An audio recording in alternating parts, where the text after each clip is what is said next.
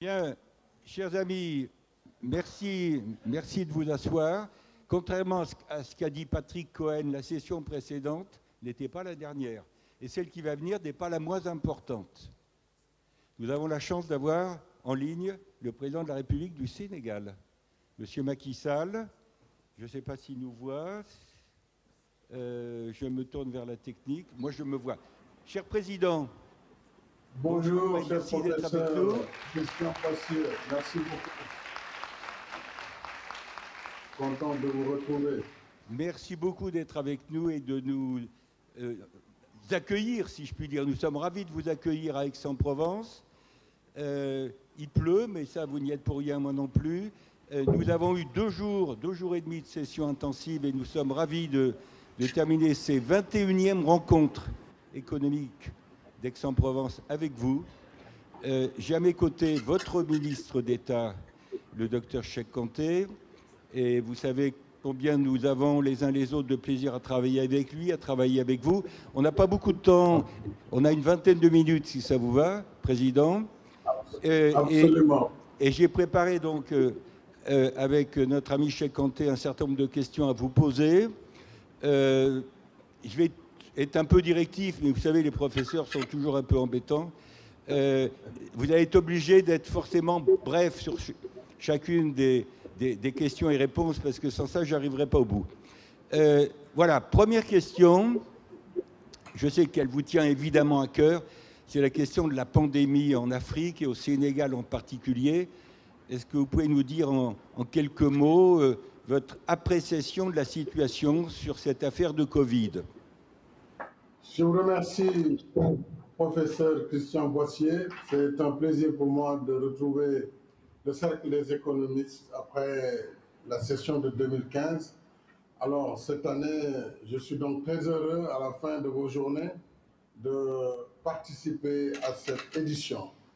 En ce qui concerne la pandémie de Covid-19, vous le savez comme moi, ça a été une surprise pour l'humanité. Cette pandémie a montré d'abord que nous avions tous les mêmes vulnérabilités, pays développés comme pays non développés. Nous n'étions pas du tout préparés à faire face à une ampleur telle que celle que nous avons connue, tant au plan médical, au plan sanitaire, qu'au plan des impacts économiques. Et nous n'en avons pas encore terminé, aussi bien sur le plan sanitaire que sur le plan économique, où les conséquences les plus dramatiques vont encore se faire ressentir.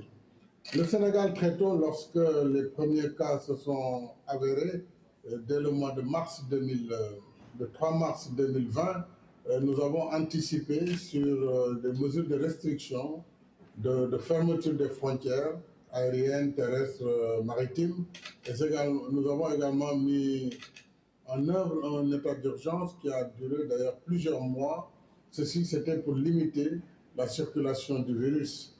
Et en même temps, nous avions développé une riposte sanitaire qui consistait, dès lors que nous n'avions pas beaucoup de connaissances sur la maladie, à isoler les malades, à faire en sorte également que le déficit en équipement de protection ainsi que la mise aux normes des hôpitaux soit fait au fur et à mesure. Et avant la fin de l'année, nous avons d'ailleurs pu construire l'un des centres de traitement des maladies infectieuses le plus moderne au monde, puisqu'il faisait une capacité de plus de 200 lits en maladies infectieuses avec les normes de dernière génération.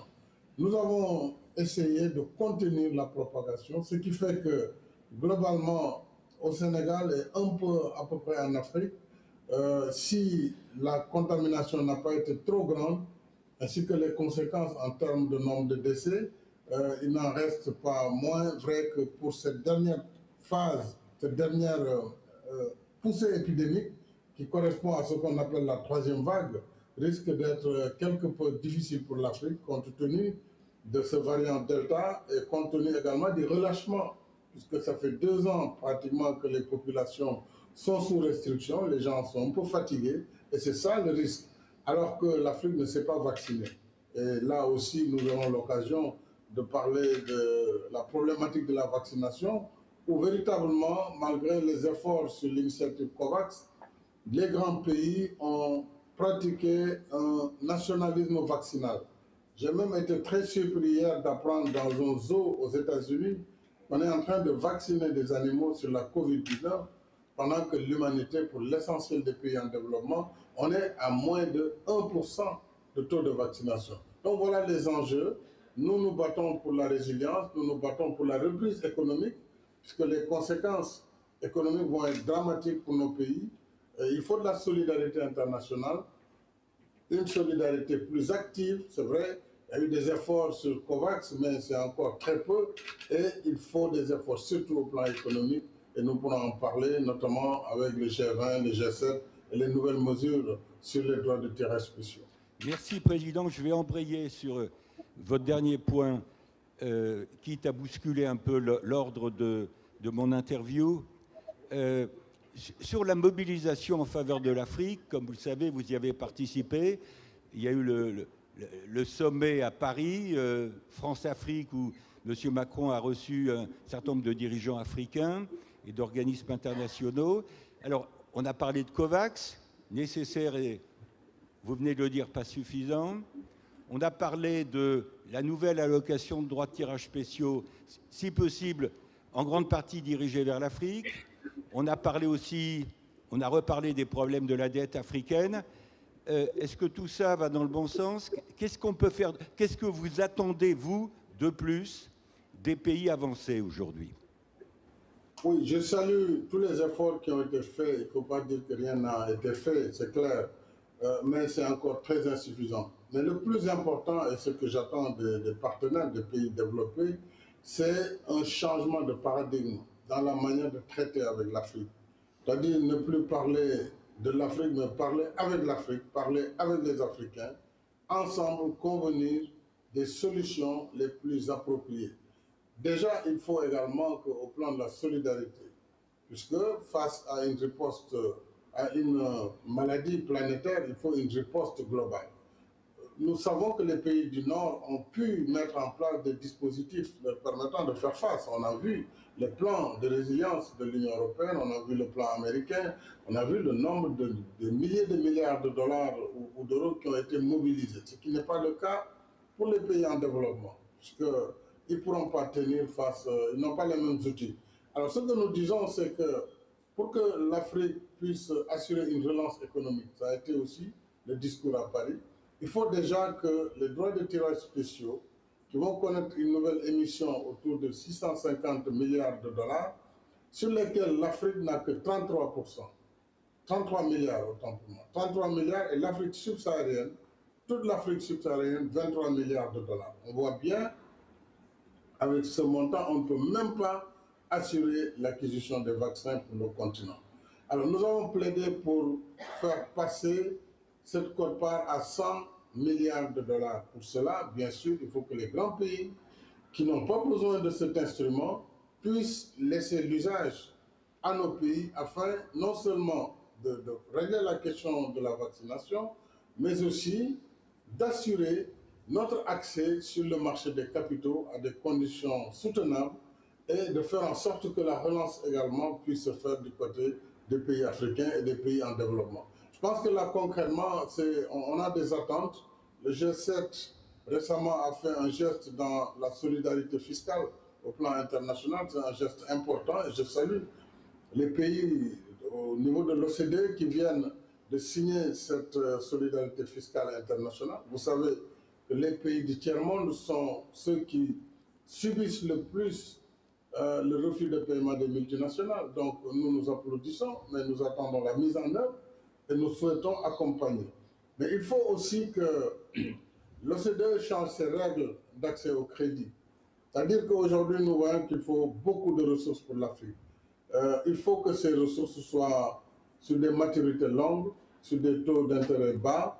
Et ainsi, nous pourrons avoir plus de capacité et nous aurons un service de la dette moindre, ce qui nous donnera plus d'efforts pour la relance et l'emploi en Afrique. Surtout qu'on voit que la migration est un sujet qui énerve tout le monde, ce qui est normal, un sujet difficile pour lutter efficacement contre cette migration, en tout cas du côté africain.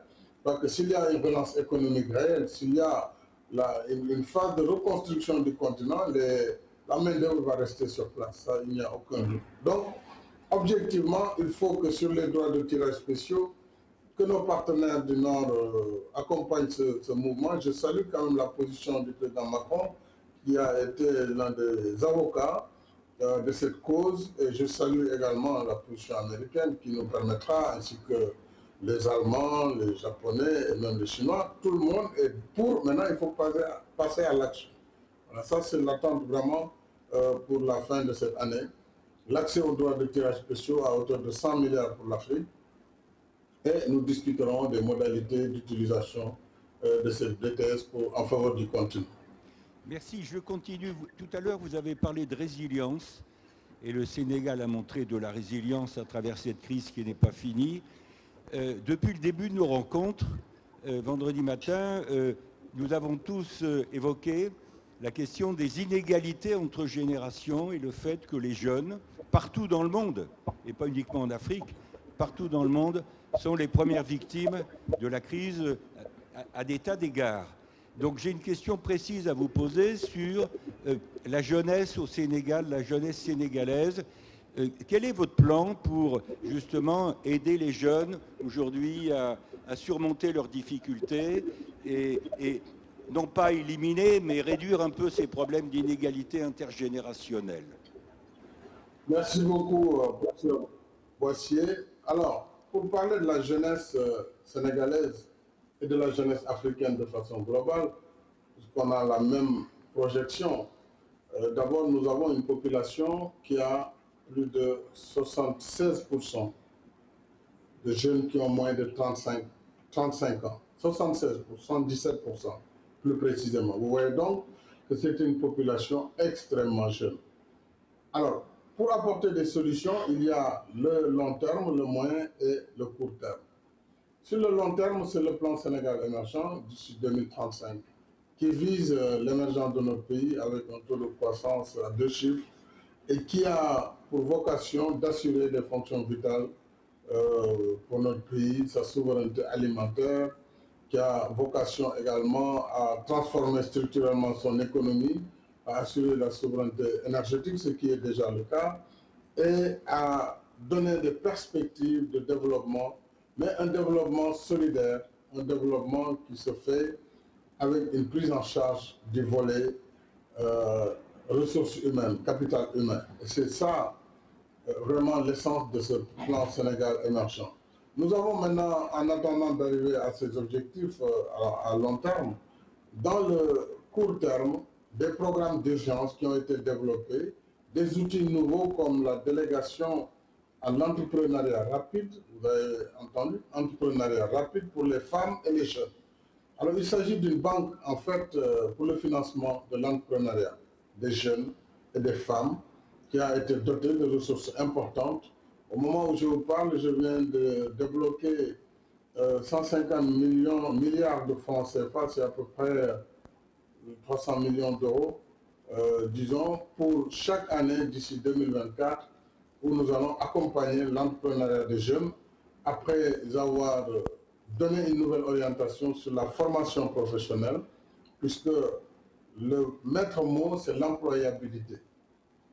Or, nous avons noté que le système d'éducation qui était là et qui est toujours là n'était pas adapté par rapport à l'employabilité des jeunes. Et nous sommes en train d'amorcer un petit virage vers la formation professionnelle, y compris la formation professionnelle supérieure, mais à courte durée, ce qui permet d'avoir des jeunes à la sortie des écoles ou des instituts supérieurs d'enseignement professionnel, un métier, une qualification. Et le reste, c'est l'économie qu'il fait. Tant que la croissance va revenir à 6,5, 7%, évidemment, l'économie va tourner, le bâtiment va tourner, les métiers vont demander donc des emplois. Nous avons à côté de cette DER qui est la délégation, d'autres outils. Nous avons une agence pour l'emploi des jeunes, l'ANPEJ. Nous avons surtout un fonds pour la formation professionnelle. On appelle le 3FPT, formation professionnelle et technique. Alors c'est tous ces outils qui ont été réunis en un seul endroit, donc pour donner un guichet unique pour l'emploi et l'entrepreneuriat. Donc ça, c'est déjà, ça a démarré. Et je viens de lancer également le recrutement de 65 000 jeunes. 65 000 pour nous, c'est à peu près la moitié de la fonction publique. Donc c'est ça l'échelle. C'est un important programme. Évidemment, pour que ces programmes soient durables, il faut que nous puissions avoir les capacités de continuer à mobiliser les ressources nationales, mais surtout qu'il y ait également, dans le financement de l'économie, des conditions plus attractives qui vont faciliter le remboursement au niveau du budget. Et c'est là où nous parlons souvent de l'allongement des maturités et de la baisse des taux d'intérêt. Et pour cela, il faut également que les assurances qui sont payées en Afrique soient diminuées parce que simplement, on a une perception de risque qui ne correspond pas à la réalité. Tout cela, c'est des injustices que l'Afrique subit. Et tout notre combat, c'est de faire en sorte que nos partenaires considèrent l'Afrique comme partie du jeu et non pas qu'on nous donne des notations comme ça qui ne correspondent à rien et qui nous handicapent en réalité dans nos efforts surhumains de pouvoir ne pas décrocher. Alors nous continuons donc cette résilience à travers l'emploi des jeunes dans l'agriculture, mais aussi dans le nouveau secteur de l'économie numérique, dans les TIC et dans tous les métiers de service. Alors nous essayons évidemment de tenir dans cette phase. Donc c'est une phase de mobilisation des ressources, mais également on a besoin d'accéder à ces ressources au long terme. Président, nous allons arriver très bientôt à la fin de cet entretien. Je voudrais vous poser une question qui porte sur votre future présidence de l'Union africaine à partir de janvier 2022. En 2021, si je suis bien informé, c'est le Rwanda qui a présidé l'Union africaine. Je salue Monique Miejmol qui travaille avec nous sur l'Afrique, en particulier sur ce qui vous concerne au Sénégal.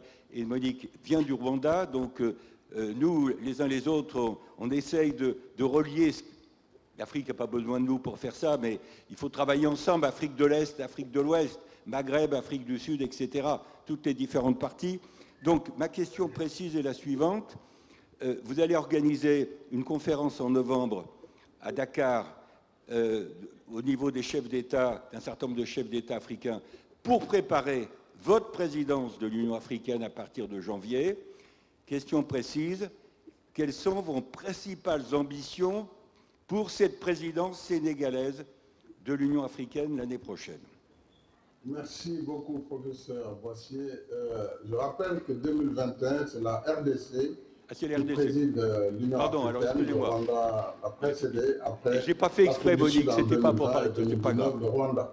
Bon. Donc c'est une rotation, comme vous le voyez, par région. Et après l'Afrique centrale, c'est l'Afrique de l'Ouest en 2022 avec le Sénégal, qui aura l'honneur de présider cette,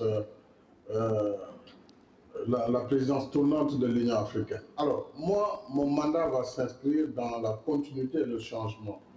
La continuité, c'est de porter la voix du continent, la voix de l'Afrique, sur les questions qui nous interpellent, et comme je viens d'en parler tout à l'heure. C'est-à-dire, principalement, c'est le combat sur la juste rémunération de nos ressources, particulièrement des ressources naturelles pétrolières, ce qui va poser la lancinante question des contrats pétroliers, des contrats miniers, qui ont souvent été conclus avec des législations d'une autre époque, mais qui ont été imposées au pays.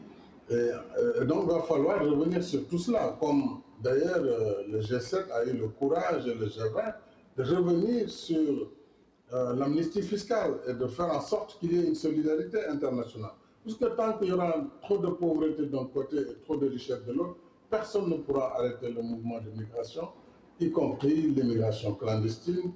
Personne ne pourra arrêter l'injustice dans ce monde. Il nous faut donc essayer d'atténuer ces différences et travailler pour une juste rémunération, surtout que si cette rémunération est faite, si l'impôt est payé là où la richesse est produite, l'Afrique n'a pas besoin d'aide, objectivement. L'Afrique n'a pas besoin d'aide publique. Et il faut qu'en Afrique, bien sûr, nous continuions également à travailler pour davantage de mobilisation de ressources internes, davantage de transparence dans la gestion budgétaire et dans la gestion économique. Et il nous faut aussi travailler, et ça va être un point important pour le mandat, pour pour le changement de la gouvernance mondiale en matière d'abord de réforme du système des Nations Unies, parce que jusque-là, l'Afrique avec 54 pays n'est pas présente. Elle n'est pas présente au Conseil de sécurité. C'est une injustice flagrante. Et il faut changer les règles de la gouvernance financière. Et ça, c'est tout le débat sur les droits de tirage spéciaux, sur l'accès aux ressources, sur l'accès au marché de capitaux, sur la perception exagérée du risque. Bref, faire en sorte que l'Afrique soit partie du jeu, comme je l'ai dit, et que l'Afrique traite à part égale avec ses partenaires et qu'on arrête toujours de considérer l'Afrique un peu comme un bébé. Il faut que nous continuions à travailler avec tous les partenaires dans un esprit gagnant-gagnant et dans le cadre d'un respect mutuel. Ça va être un peu l'essence, en tout cas ce que je compte faire à l'occasion de ce mandat qui va débuter au début de l'année prochaine. Président, j'ai besoin de deux mots pour conclure. D'abord, effectivement, mes excuses, j'ai confondu 2020 et 2021, mais ça m'a permis de parler de Monique Miechpol. Voilà. C'est une bonne chose. Deuxièmement, je ne l'ai pas dit au début parce qu'il y a en face de moi plusieurs centaines de personnes dans cette salle qui sont ravies de vous écouter, plus tous ceux qui sont connectés par les moyens électroniques modernes. Donc vous avez beaucoup de monde qui vous a entendu et qui vous écoute. Je voudrais saluer Elisabeth Moreno, qui est devant moi, à côté du président Lorenzi. Elisabeth, comme vous le savez, alors je ne vais pas faire d'erreur, est originaire du Cap-Vert. J'ai pas tout faux, hein, je suis un peu reçu, j'ai la moyenne.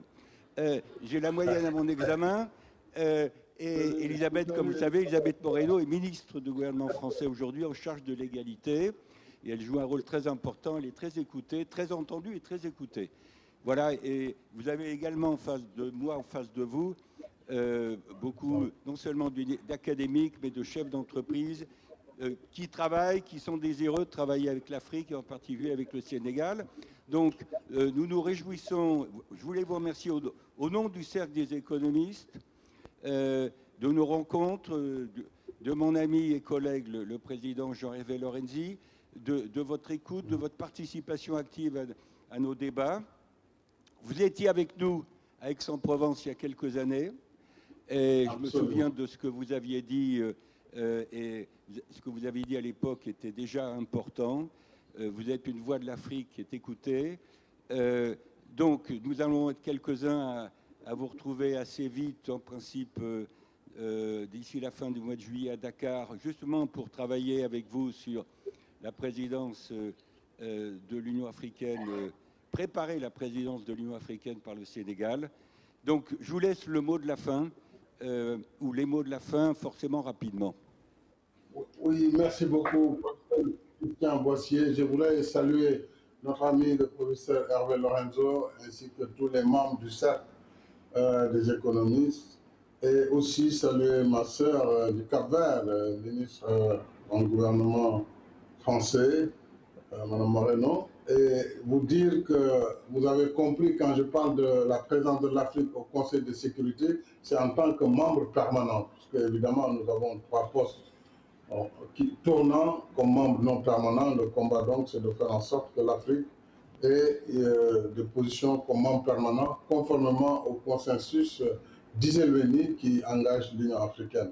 Je salue le travail du Cercle des économistes et je suis très heureux de pouvoir continuer cette réflexion avec vous déjà au mois de novembre ici à Dakar et de continuer à bâtir le discours qui doit établir un pont entre l'Afrique et ses partenaires, dont le premier est l'Europe, avec qui tout nous lie, la géographie, l'histoire, mais également les autres continents, l'Asie, l'Amérique, l'Australie, et l'Océanie, pardon. Et je suis convaincu qu'avec une nouvelle mentalité, nous pouvons bâtir un monde meilleur où tout le monde gagnera. Et c'est ça vraiment le défi que je veux lancer à tous mes partenaires du Nord. Je suis convaincu que l'Afrique devra jouer sa pleine partition dans l'économie mondiale, puisqu'elle a les ressources minérales, les ressources naturelles, les terres arables. Il y a maintenant une question d'accès aux ressources. Au moment où ces ressources étaient définies et les règles de l'Afrique n'étaient pas autour de la table. Et il est temps maintenant qu'on nous entende. On a assez frappé à la porte et qu'on écoute nos messages pour prendre en considération nos réalités et nos besoins. Et tout le monde y gagnera. Il n'y a pas de raison que les gens aient peur du développement de l'Afrique. Au contraire, ce sera bénéfique pour le monde entier. Ça va être de la croissance externe pour l'Europe, pour l'Amérique, pour l'Asie, mais ça va être du développement pour l'Afrique et de l'emploi. Donc voilà vraiment les mots sur lesquels je voulais terminer en remerciant le docteur Cheikh Kanté qui a assuré un bon suivi. Et merci encore une fois, professeur Bossier, ainsi que Jean-Hervé Lorenzi, professeur, et tous les amis d'Aix-en-Provence. Merci à vous. Merci à vous. À bientôt. À bientôt. À très vite.